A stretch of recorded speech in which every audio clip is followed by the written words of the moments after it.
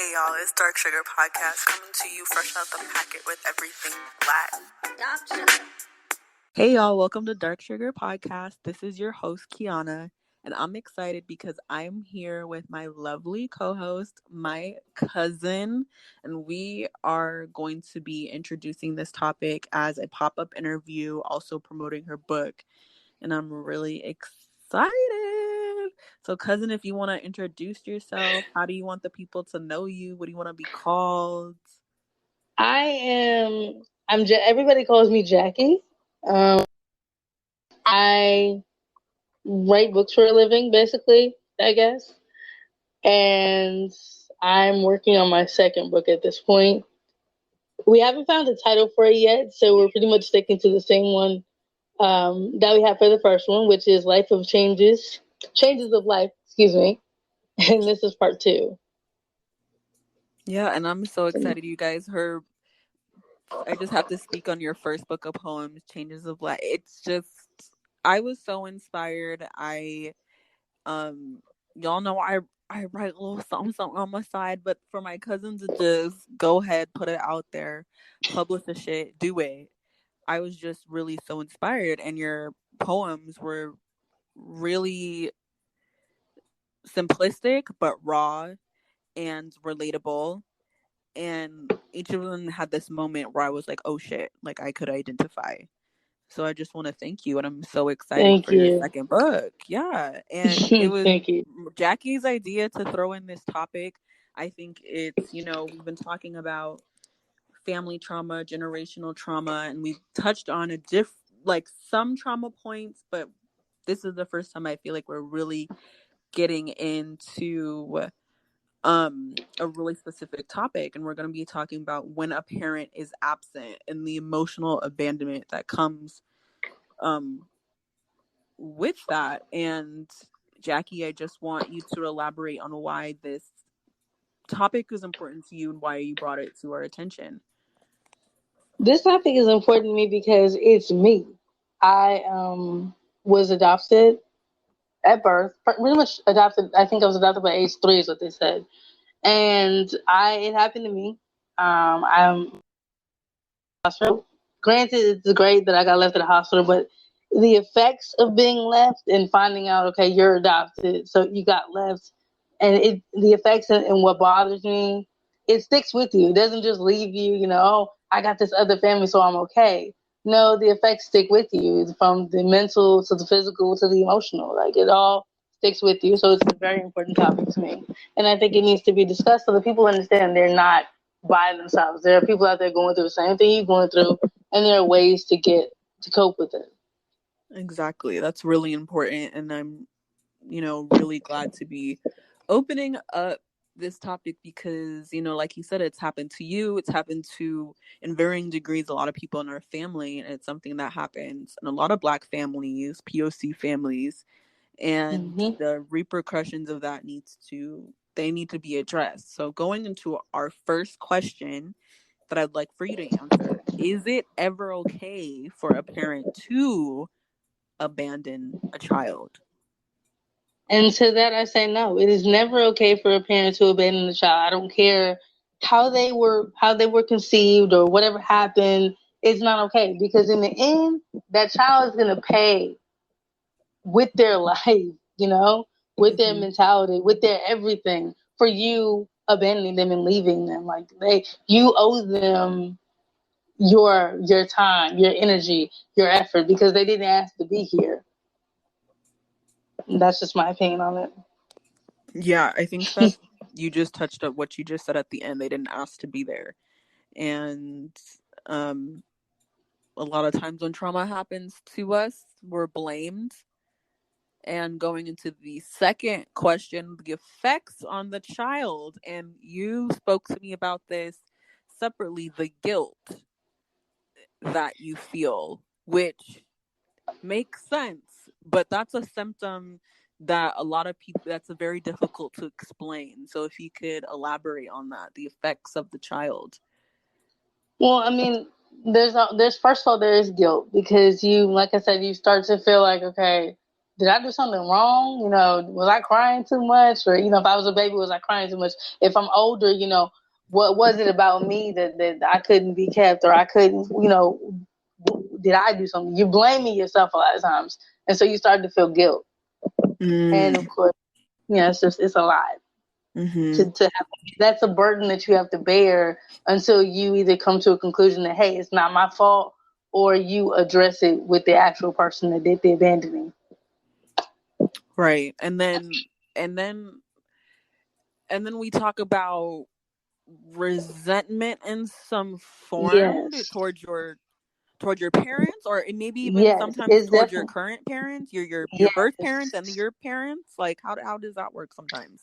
I mean, for resentment, you can definitely resent even the parents that you have. Like if you've been adopted, you can kind of resent them because you're like, well, you're not my real. And I hear that a lot. You're not my real parent, so you can't tell me this or you can't tell me that. And that's all because you're mad at your birth parent. If you're in that situation, or you're mad at the parent that wasn't there, that didn't stick around, that resentment will eat you alive. Mm-hmm. You have to, that resentment will eat you alive, because there's a lot of like if you had been there, this wouldn't have happened, that wouldn't have Mm-hmm. happened. I would have had the protection, I would have had the shelter, but you weren't there for some whatever reason. And so that resentment will eat you alive. You have to be careful with that. I don't know. Of course I'm not in that position, but I'm trying to figure out, are you still letting it go? Have you let it go? Are you I at am. peace? I'm not gonna lie. I am still letting it go. I still have a lot of resentment. I'm not gonna lie like that. It's even 30 years later for me, it's still like, ah man, what you did was just so wrong. And even though, like I said, people have explained themselves. In my personal life, of course, she's explained herself over the phone, but it's still kind of like, I don't, I don't care. Right. You still have to hear from me what I went through because you weren't around. As far as my mama, the one that raised me, the one that took care of me, I had in the beginning, I had a little bit of resentment, like Mm-hmm. so you can't tell me what to do. But we Right. had a very firm, and you know this because you know how my mama was. We had a Mm-hmm. very firm conversation one night, and she simply asked me, "If your friends jump off a bridge, are you gonna jump too?" And I was like, "No." And she goes, "Well, guess what? I'm your mama. That's that. And so let it go." Mm. But I mean, that resentment is still there. I'm still working on letting it go. It's gonna take time because this is all new to me. So it's gonna take Right. time, but you're not just gonna let it go overnight. Oh, I see you. I'm good now. No, it's gonna take time. Trust me. Right. Going through that. And this may be a personal question, but I'm thinking, just in the process of being adopted and abandoned, was it a one blow, like, oh, you're told you're adopted and you're told that you were left at the hospital, or were you told you were adopted first, then later? Because those are two, I'm just thinking, those are two really big things to process. For me, it was one shot. Okay. Somebody outside of my family that I didn't even know. Like they didn't Really? know me. It Wow. was something nobody was supposed to tell me. My mom actually wanted to tell me that was supposed to be a secret until I was 18, and I found out Oh, when I was 12 wow. because somebody got angry with me and decided that, hey, well, guess what? I'm gonna just tell you that ain't your mama. And I was Wow. like, when I say stunned, key, I was stunned. I was like, what? Because when I like it, I was like, "Are you lying?" And they're like, "No." Have you ever wonder why you don't look like your mother? That's not your mom. Mm, So she that's gets off work terrible. and she tells me everything. She's just like, I'm crying, and she gets off work and she's just like, "Come on, come in the room," and she begins to tell me that yes, you are adopted, but you weren't supposed to find out like this. Wow. So it So wasn't even on, like, your timing. no, at all. Yeah. So I guess from that age, 12 on, how have you started to develop your own healing rhythm? What does that look like? How are you coping? How are you healing? What's that process looking like for you? It's basically a lot of it's basically a lot of realizations. You know, I had to grow because, like I said, it stuck with me for. It's still with me. Mm, It's still with me. But I had to kind of grow to the point where I couldn't. I'm like, okay, look, I can't go through my life being mad all the time. I have to kind of get there. So I got there through a lot of prayer, through a lot of talking to other people who've been adopted, through, you know, a lot of support groups, a lot of family telling, you know, hey, we got you. We're going to be your family regardless. Blood, mm-hmm, mm-hmm. more closer. There was all that. There was a lot of family support and things like that that got me through and helped me to cope because I was, you know, at first, I didn't know what to do. But, you know, Yeah. like I said, being around people that know what it's like, you're able to talk and actually communicate.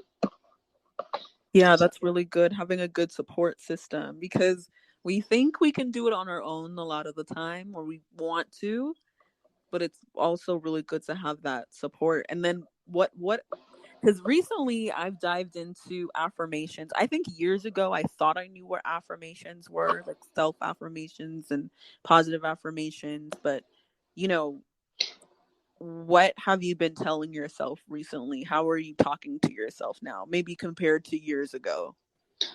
Well, I'm talking to myself now more positive than I definitely was 2 years ago. 2 years ago, of course, I was in a spiral with losing my mother. But I'm definitely, you know, especially just telling yourself, hey, you're going to be okay. You're good. Mm-hmm. You're a good person. You know, it's waking up, giving yourself just positive feedback. You know, I talked to Positive a feedback. friend who was telling me about meditating just the other day, just yesterday actually. And I was like, what is that? Is that where I gotta sit and chant? And he was like, no, no, Mm, no, no. It's basically you just sitting and relaxing yourself and just relaxing your mind. And so I think a lot of just meditating and telling yourself positive things, whether it's getting up, listening to good music, you know, maybe some church music or whatever it is that you do that makes you happy can be conceived as positive affirmations. yeah, totally. And through positive affirmations, trying to love yourself more, trust yourself more. How has Yeah.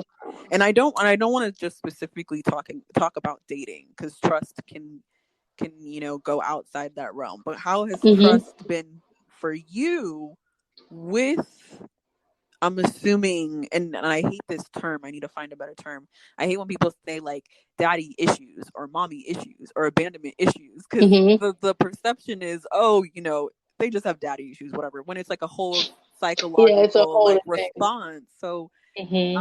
how has being and having relationships been with this abandon with I mean, like, how has that been?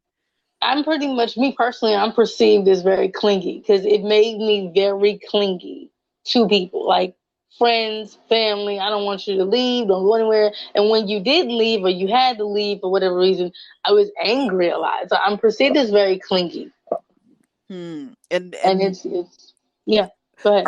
are you sorry, I mean, like, because I've been doing research on like attachment style and how, yeah, how what happens to you when you're in your childhood, it affects how you are and how you respond in relationships. So, um with the clinging, are you accepting of yourself, working through it? Because that's sometimes a very hard thing in relationships. Sometimes you feel like, oh, it's me, and it's my fault, and you start to self-blame instead of work through. So how has that been?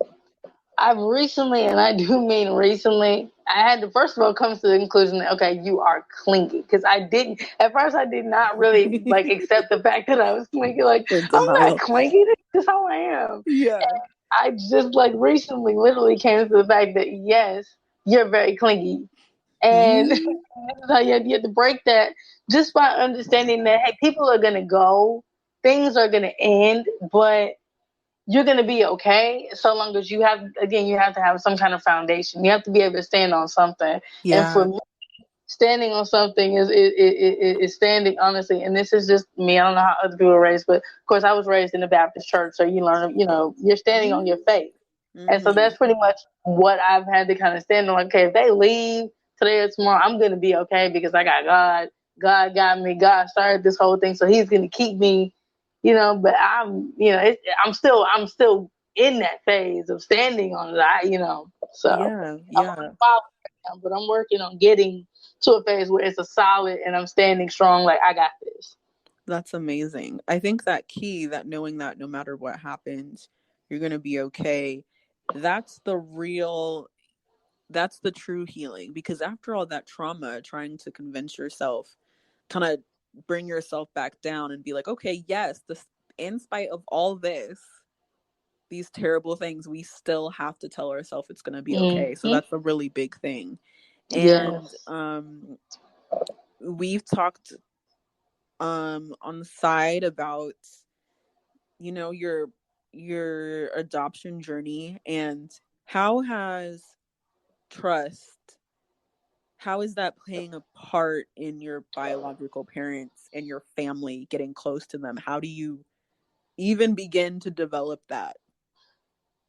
It's a step-by-step process though, and trying to trust, because I'm very weary anyway of trusting anybody, just because of the things I've been through as growing up. So I'm very leery of trusting anybody anyway. So it's very it's like, for some reason, with certain people in my bio family, like I would say my sister, it was very easy for me to, we're good. I pretty much trust everything you say. But with the bio mom, it's like, it's Naturally, a yeah. iffy. Yeah, it's iffy. It's not as natural. It's like, yeah, okay, you tell me this and you do this, so I don't trust you. I Mm-hmm. don't really give you too much room to mess up. Mm-hmm. And so I think trust, it's not there yet, not Right. fully. Yeah, it sounds like you have to know your limit and Yeah. understand that, even you wanting that, the desire for that relationship and the openness is the true part of healing, but naturally you have to have your boundaries. And I think, you know, that's sometimes hard. We think, there was this quote that I read once that said, even in healing, you're still not symptom free sometimes. Like, Mm-hmm. sometimes true healing your doesn't mean that, you don't react the same, or you don't have trust issues anymore. And in hearing you talk, you sound so just like very level headed and straightforward about what you've been through and the things that you have learned to kind of catapult you forward through those issues. And I just think it's Yeah. so amazing. And even through this book, your poetry book, um shit, I forgot. Remind me the name of what's the title of the book? I forgot it. The one that you're Life about to of read. changes. Yes, Life of Changes. And I want you to read one. You picked a poem that you would like to read for us. And that was innocence, of course. Yes. And so if you Um, could read that for us, I would sure. just love that. 1 second. Okay. All right. I'm sorry. I keep saying life of changes, everybody, and I'm so sorry. It is changes of life. Girl, you got me That. saying Life of So Changes. Changes of sorry. life. Changes of life. I'm so sorry. Changes of life. We got it. So this poem is entitled Innocence, and it goes like this. A child with never ending trust issues. A child with never ending trust, trusting a monster that was supposed to protect her, believing their late nights were playtimes.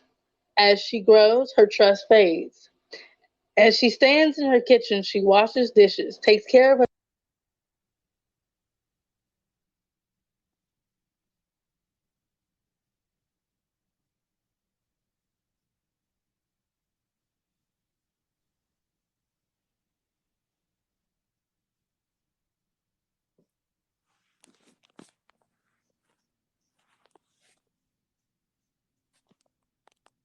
Jackie?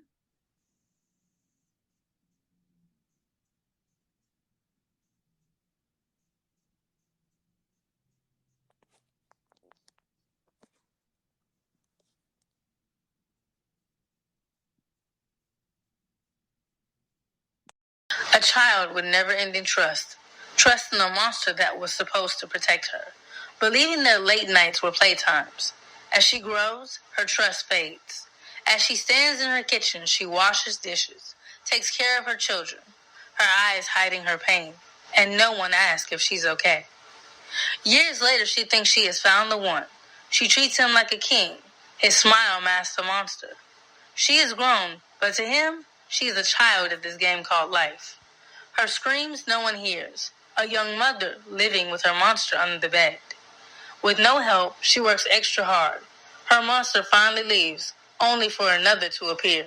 When will the cycle end?